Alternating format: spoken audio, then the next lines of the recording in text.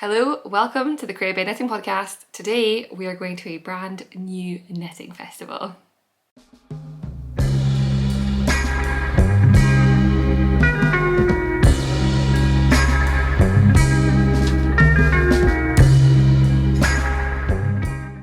Hello, welcome. My name is Rebecca. I'm a knitter and knitwear designer based in Edinburgh, and I'm taking you along to the Woolly Good Gathering, a brand new knitting festival happening here in Edinburgh over the next 2 days.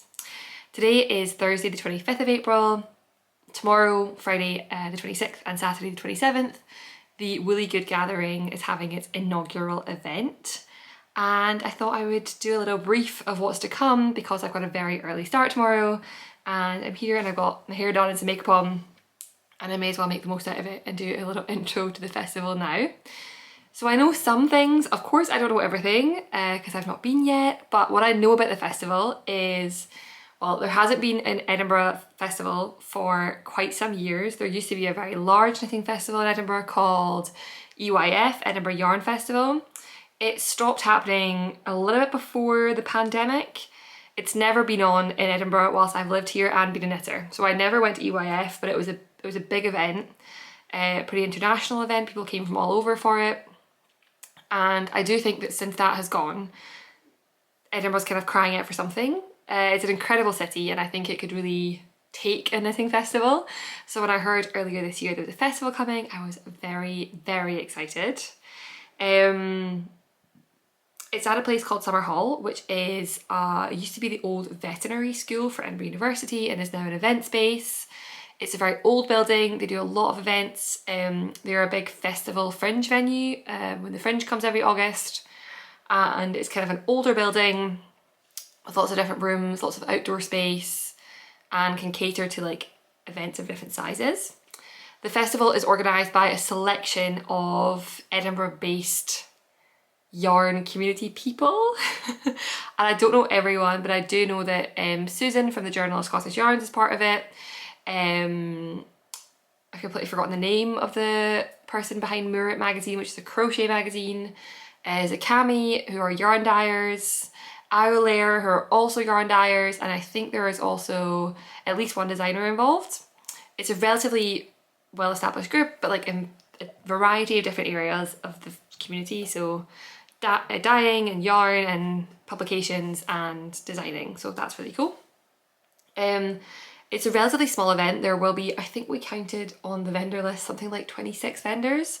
So I think they're going lighter on the marketplace, but what I love about this is that they have gone big on the community aspects, and I think that is something which a lot of other festivals miss out on. They really just are a marketplace with maybe a couple of workshops and like an area in the corner to sit and knit, whereas this has really gone community first and a marketplace. There is a big community room called the Neighbourhood, which has got like teas and coffees. I think there's also a bar. There are some events there that are what am I trying to say? There are other booths in the neighbourhood space which are more community events, so other yarn festivals. I think the Edinburgh Spinners Guild is there. They've got live music, they've got food trucks, there's a social on the Friday night, which I've been to other yarn festivals and I've never been to the organised social attached because it's always a gala, and I have absolutely no interest in going to a gala. I just like getting dressed up and having a boring dinner with people isn't really my vibe, but I think this is going to be quite fun. Yeah, I feel like there was more I was planning to say, but so far that's all I've got. It starts tomorrow at midday. I'm working tomorrow, so I'm not going to be able to do it all day tomorrow, but I'm going to pop by at lunchtime and then I'll be there for the social tomorrow night, and then Saturday I'm there all day. I also have 2 exciting things that I'm doing. So it was set up with a Kickstarter campaign and I fully backed the Kickstarter. So I think that gave me access to everything. I also have some yarn from it. I'm not planning to keep either of the yarn. I know that one of them is definitely going to someone at knit night. Let's see what I do with the other ones. Maybe they'll be in a giveaway in this episode. I've not done a giveaway in ages. That could be fun.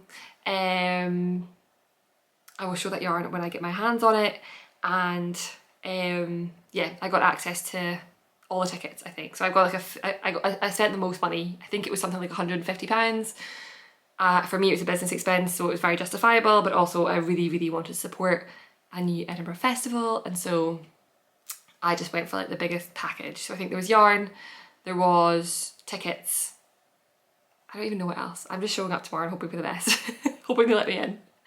I also am dropping some samples off. There is a space called the Atelier, which is where they have some designer samples. So I've got a bag just the other side of the camera, a duffel bag packed up with my samples, and they let me like submit all my pattern names beforehand and the yarn, and they're printing off QR codes, which was super, super helpful. And I also have a display.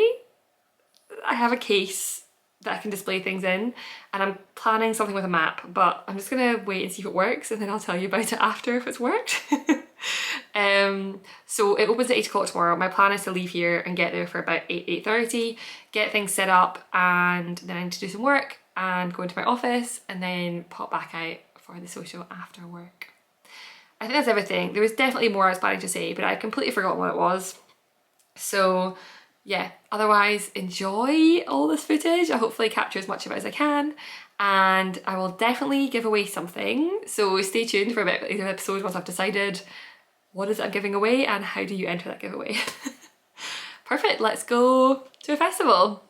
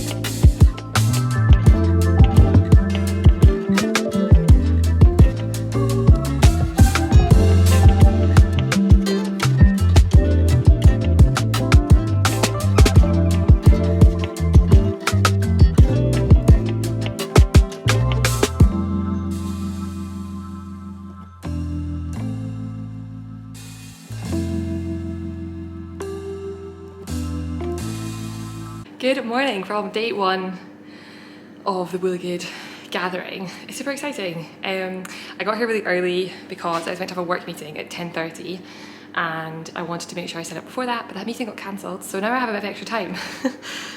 So I am all set up. I've hopefully shown you now the atelier, where my designs are, and I can't really show you the display because there's a big glass screen in front of it and it's hard to, the glare is really bad.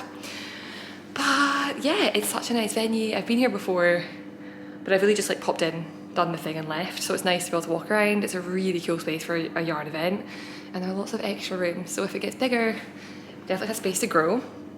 And yeah, outside looks really good. There are like food trucks popping up, it's really cool. So I had a bit of a dilemma about what to wear today. Firstly, most of my favourite samples are packed, so they are, it feels like a Corin day, it's a perfect Corin day, but my blue Corin is missing a button and I don't have a replacement button, and my orange one, which is my favourite, is on display downstairs. So today would be perfect for that, but never mind. So I wear my alder. I was going to be wearing the Tides sweater, which is a new design, but I decided to push pause on releasing that for like the foreseeable. I don't think it's going to be this season, I think it's going to be next season. So this morning I was panicking, thinking what do I wear, and I thought my alder is great. I love it. It's interesting and cool. Why not just wear that? So it was in the samples, but I switched my red sample for the shelf and wore my green one, which is my favourite one. And I picked up my badge, had a little coffee, had a little piece of cake, and I said I will help out with the merch stand, which is just through here. So I'm going to, here we go, it's the merch stand. I'm going to sit here, get my knitting out and wait for someone to show up and tell me what to do.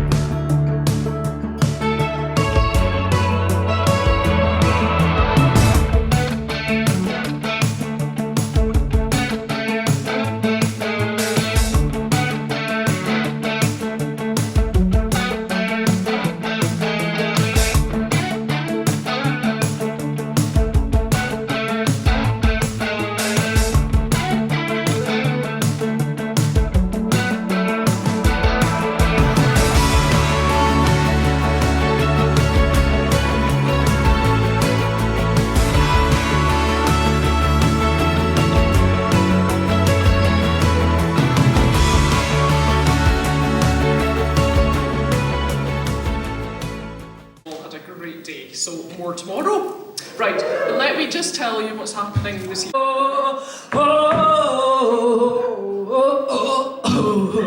Classy.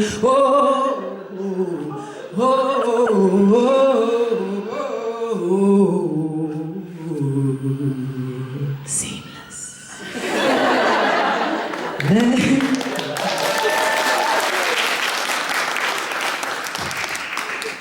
Layer on layer you grow in me. The bones, the blood, the flesh, the skin. No, like whatever people say, boats are dirty. And there was loads of dust and fire smoke, and I was so worried about poisoning him. I mean, I shouldn't, he's super robust. But like I was washing my hands all the time and they got dry and scaly.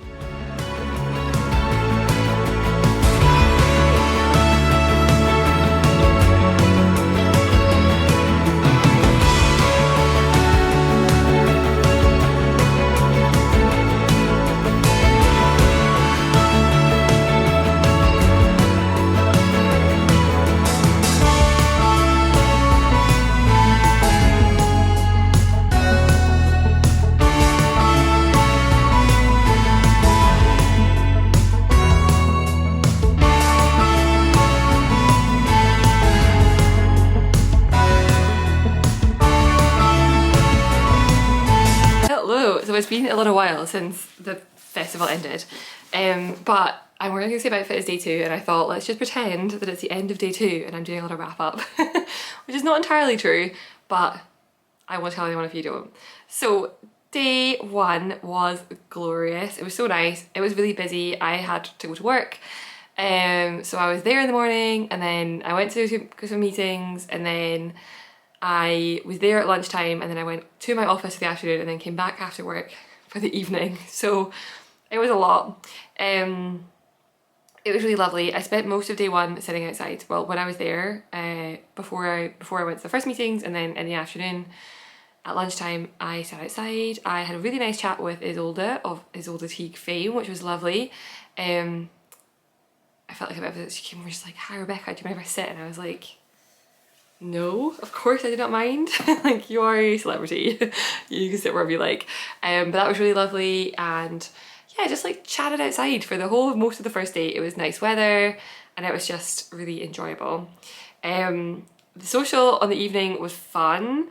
It was a little bit wacky, but it was definitely enjoyable. There was a performance, which I think I got some footage of, and we played some bingo, which I enjoyed, but I will say you can't really talk during bingo because you're listening for the numbers. So it wasn't the most sociable of activities, but it was fun, but it wasn't super sociable. So I don't know, mixed feelings at the bingo. And then I went home, and on the way home I got off the bus and left my phone on the bus. And I left the bingo early because I thought, I'm exhausted, I need to sleep to make sure I'm ready for tomorrow. And what actually happened is that I left my phone on the bus and then get home for 2 more hours because I was chasing my phone around Edinburgh. But I got my phone back, so there we go. Day two, the morning, I slept in a little bit. I opened at 10, I got there at 12, and I was manically trying to finish my Myrtle vest in time to wear it to the festival. Journal of Scottish Yarns, who this was designed for, were there, which I thought would be really nice to wear it for that. And yeah, I finished it, so this is not a perfect t-shirt to wear under, the neck's a bit gaping, but that's fine. I had done all the knitting. I just had to do the I-cords, so I was doing them in the morning at breakfast before I left for day two. But it was perfect. It was such a nice day, and this was like the perfect layer. It wasn't too warm, so like worked really well, and I loved it. It was perfect. So I made a couple of purchases at the festival. I didn't really buy any yarn, really. So the first thing I bought the first night, actually, I had a gin and tonic and then went around the marketplace, and I think it went straight to my head because I was so taken by this knit your own lobster kit that I ordered it. They ran out on Monday night. I think as a general rule, a lot of vendors sold out. I think they just sold a lot more than they expected to, which is fabulous for the vendors. It did mean that there was definitely, I think some people maybe didn't get what they were looking for, but I definitely found that with this one, I just got put on back order and it just came out to me a week and a half later. It arrived just yesterday, I think. So I have got a kit to make my own lobster. So this is the lobster that I saw. You will see from the picture why I was so taken by it. She had the lobster on the stall and I thought that looked amazing. So there are loads of other options. There's also a starfish and a clam and a seagull and a crab and an octopus and an oyster. Yeah, all very cool. And it wasn't crazy expensive. I think it was £28, which for the whole pattern booklet and a kit, like obviously there's always a markup on a kit, but it felt pretty reasonable to me. So no idea when I'll get right to that, but I have it. It's only 2 skeins of yarn, which means it probably knits up pretty quickly. So maybe it'll be a fun little project to do sometime soon. That could be cool. The second thing I bought then is a bag. I like that I had this little strap. I was there with Maggie, who is Scott Knit on Instagram and has done a lot of my pattern pictures, and Rebecca, who is Yarn Song, I'm pretty sure Yarn Song on Instagram, and is Maggie's daughter and who's also done a lot of my pictures. They wore their matching alder sweaters on day 2 and it was so lovely to see. And they both got this bag and I was like, I want to be part of the club, so I went and bought one. So it's a tie-dye little bag. It's really nice for like I think the goal is that you're meant to be able to like walk and knit with it. I don't really ever walk and knit, but I like the bag. And I cast on a project last week and it lived in here until it got too big for it. So that was quite nice. And then the last thing I purchased is a little swiveler. So this, I got the orange one, which has like this disc at the bottom and like an orange strap. And what you do is you take your ball of yarn, you put this through the base. I will say it's not super robust. It wasn't very expensive, but it isn't, I don't know, it doesn't feel flimsy per se, but it's all very light. So part of me is a bit worried about bashing it, but we'll see what happens. And then you just clip. And then the yarn is there and you just knit off the ball. So we'll see how that goes. I've not used it before, but I am curious to see, and actually you can just pull the whole thing out the middle of the ball, depending how messy the ball is. So we'll see. I've seen them around. I had some FOMO.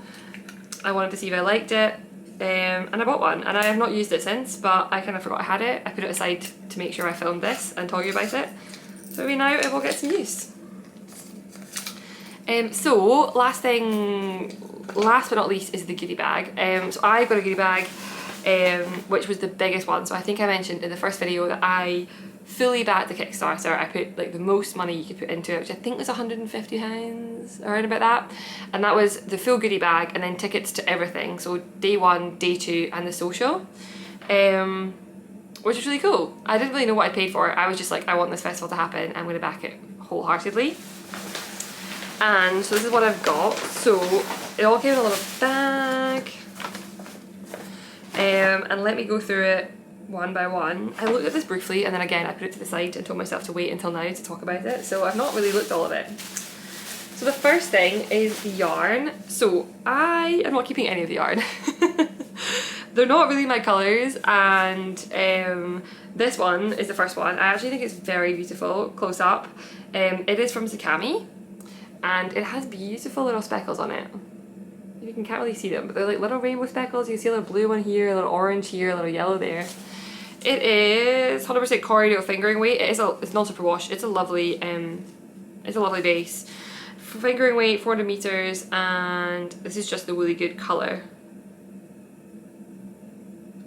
It does say Sokoloska. I don't know what that is.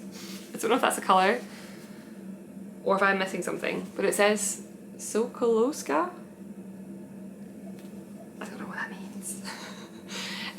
However, Brenda, who comes to my knit night, has started a project and I promised her my 2 skeins because I will not knit with it and her project is stunning, so I was like, yeah, you can definitely just have mine. I couldn't remember if I had 1 or 2 skeins, but she's getting them both anyway. The other 2 skeins then are from, so both Zakami and Iolayer, who's the next yarn, were organisers of the event, so they're part of the organising group, hence why they created the colourways for it. this is called Sea Glass, so I think that must be the name, because if it's very close it must be that one. This is 50% merino, 50% silk. It is 4-ply, it is 400 meters, and this colour is called Sea Glass, and it is very beautiful. It's again this like soft blue green with these beautiful like yellow stripes in it. Iolear yarn is usually quite pricey, and they use very fancy bases, which like luxury bases, and as a result they're usually pretty expensive skeins of yarn, and I kind of covet them, but I also don't really knit with hand-dyed yarn very much, so I can see why they're so expensive, because they are beautiful, and this is 50% silk. So I did a giveaway with these because I thought that'd be fun. I've not done one in ages. And for me, the very best thing about Woolly Good Gathering was the community aspect. I felt like I knew everyone. The people who I didn't know, I felt really comfortable speaking to. It was not just it wasn't just a marketplace, it was a festival, and I loved that. So I would just love to hear anything in the comments about like the community of knitting, whether people that you have made friends with, or people that you would like to make friends with, or what you experience online, or maybe you don't have a community but you'd love to have one. Anything to do with the knitting community, pop it down below, share your stories about it, and I will pick a random winner and send these out. They can go anywhere in the world. I'm more than happy to post them, and that would be two skeins of the Sea Glass colourway. So that's very exciting. What else is in my goodie bag? Okay, there's a bag inside my bag. There is a tote bag. This is the logo. I went to buy a bag and realised that I had a goodie bag to pick up. So there we go. The Woolly Good Gathering. There's a badge. A little wooden badge that just says thank you for supporting our Kickstarter campaign, which is really cool. There's some stitch markers, which I opened to have a look at, so they're kind of not really well wrapped up anymore, but they were lovely wrapped up. These are really cute. They're little, where's the middle one? It's the middle one. Again, like little wooden cutouts, but they're on stitch markers, and there's a green one, a pink one, and a Woolly Good Gathering one.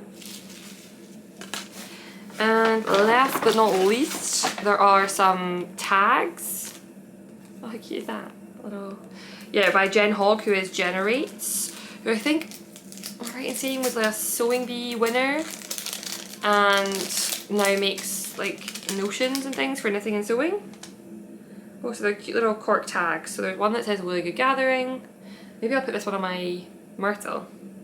One that says handmade, and one that just says by hand. Really cute.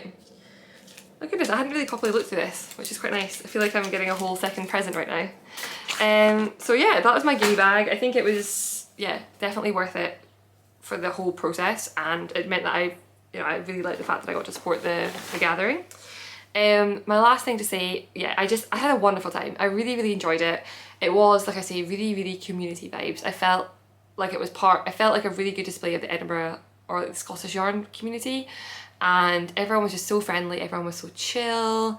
The glorious weather helped. It's a really nice venue that was like half inside, half outside, so you go sit outside, get the venue is a gin distillery, so they have a house gin, so go get a nice gin and tonic or some food truck food from outside, chill in the sun. It wasn't super warm, but it was lovely, and yeah, it was just so nice. So kudos to the organisers. They pulled off a spectacular first event. I felt very proud to be part of it, and I hope I'm involved again in the future. I so love seeing everyone wear samples. It was so weird to see everyone wear samples. I forgot people would be trying them on. So I was going downstairs and I was like, oh, that person's just wearing my cardigan that I sometimes wear to work or whatever. It was so weird because I think sometimes with samples, people make them and then don't wear them, but I wear most of my samples. So it was very strange to see people being like trying on my Corin cardigan. I'm like, oh yeah, I wear that most weeks. And yeah, I just absolutely loved it. They've confirmed that there will be a next edition. I think it is on the 4th and 5th of April next year, so a little bit earlier in the year. I will be there. Unless something happens that means I can't be there, but I will be planning around it. It will be the festival I'm most looking forward to next year, without doubt. So yeah, I think it was lovely. Some people travelled. There were definitely a few people from Germany that travelled, a couple from further afield that travelled. So I don't know if you are, I feel like Edinburgh already has too many tourists, but if you want to come and visit Edinburgh for a weekend, April is a lovely time to come. Can't guarantee there'll be nice weather. Can't really ever guarantee that in Scotland though. And it was a lovely festival, so would definitely recommend that, and I will definitely be there if I can. That is all. Don't forget the giveaway. I will announce winners in the next podcast episode, which will be next week. So it'll only be, only reply to this if you're watching this after the first week it's been live. I think the giveaway will be closed. But if you're watching the first week, comment away and someone can win some beautiful yarn. Thanks for watching. I'll be back next week with some podcasting. Until then, happy knitting.